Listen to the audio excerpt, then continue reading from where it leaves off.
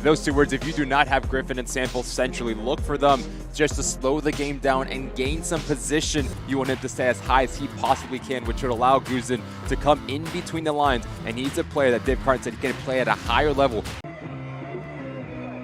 And we are underway on a now beautiful evening here in Pittsburgh in the Jägermeister Cup. Alongside MLS veteran Ricky Lopez-Espin, I'm Joe Malfa.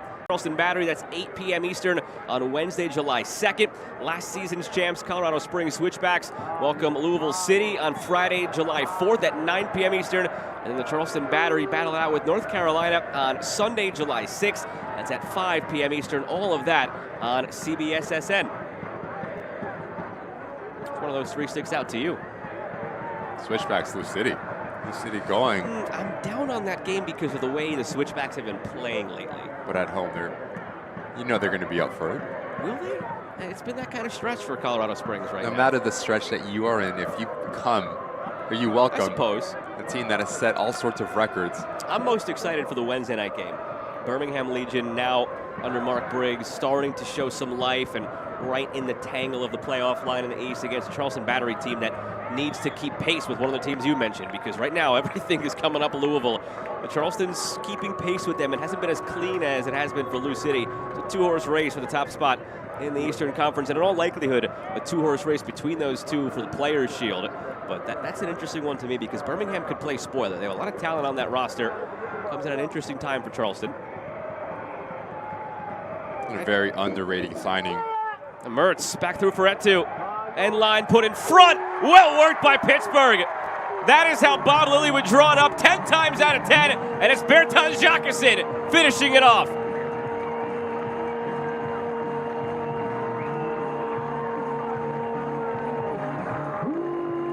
The ability to play in between lines, but also provide width and be very aggressive and vertical. Bob Lilly has to be very pleased with just the patterns in play and the movement. Notice left side of your screen how Etou continues his run. And then Jackson doing a good job at the last second, just slashing across Pierre and just beating him to the spot, especially with the, it's just not that much difference. Now, it tells you about the players that are continuing to come in to USL, that it's a league of great action. Ends up behind, fed through, in front, save made by Jacomen. Good service from Bradley Sample. Watch the run of Sample, center of your screen right now, just takes off and recognizes the space in behind. As Jacquesson's playing centrally, he pulls in Pierre, and that allows that. First took the field in 1999. Tonight is game 750. On the flip side, Westchester in year one. Only a couple of games played between Open Cup, Jägermeister Cup, plus the matches they played in USL League One. Only a couple dozen games to their name. 750 to the Riverhounds' name. Two teams at opposite ends of the historical spectrums here tonight. Only separated by one goal through these first 45 minutes. It was Bertin Jacquesson in the 15th for the Riverhounds, and it looks like that will be our only tally here this first half. A minute come and gone, there's the whistle. Riverhounds heading into the break with the lead. I don't know that either manager will be particularly happy, though. Obviously, Bob Lilly happier with the lead. On our way with the kickoff. Didn't call his name a lot in that first half. Need to get him more involved in this second 45, and away we go. Westchester left to right in the white, Pittsburgh right to left in the yellow and black. Happy to have you with us on ESPN Plus with MLS veteran Ricky Lopez-Espin. I'm Joe Malfa. Injury kept him out the first couple of weeks of the season. Then the next few games, he just didn't feature, but 8 straight starts since then. Something could be on for Drack. Looking for support, finds it to his right in Obregón. JC Obregón goes for goal, trying to sneak it through. Jacob Randolph alert to it. That is the first shot on target of the night for Westchester. For Drack just to pick up his head and play it into the path of Obregón, allowing him to be really aggressive. The true Riverhounds experience so far tonight. Just so mature and so professional. Good bit of play here. Bouregy into space.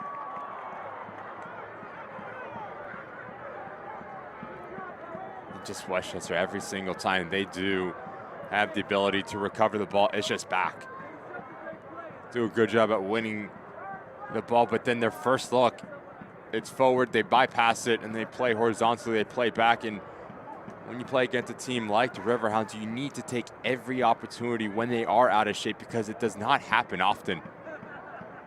Under Bob Lilly, they're just so organized. Every single player knows their role. Nice run here from Augie. Williams, flag stays down. Augie Williams in behind, save made by Jacomen.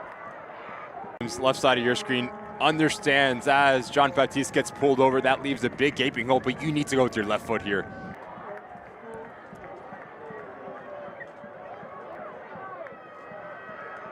Still on here for Pittsburgh. Jacomen again.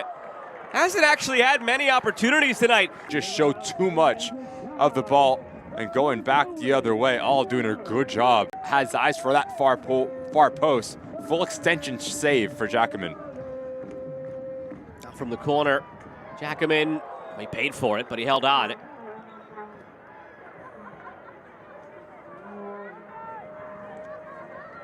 eFootball is here. Live your dream, rep your team, and play as your favorite USL Championship club.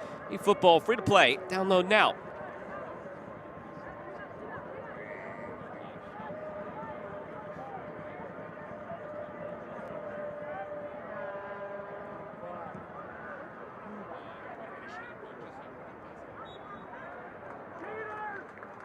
Still 1-0 Pittsburgh. Had opportunities.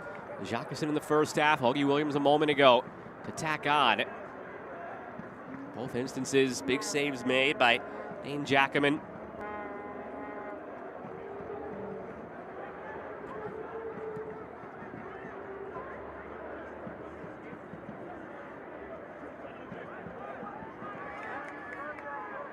Williams trying to shield things off. Referee says play on. 3 minutes plus stoppage remaining.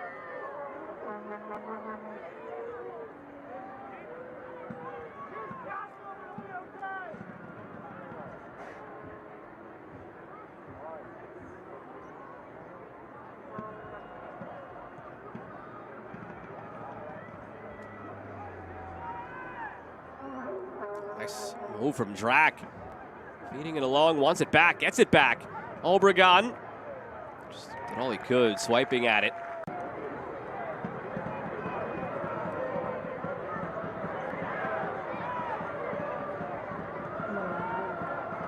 Last chance brewing for Westchester.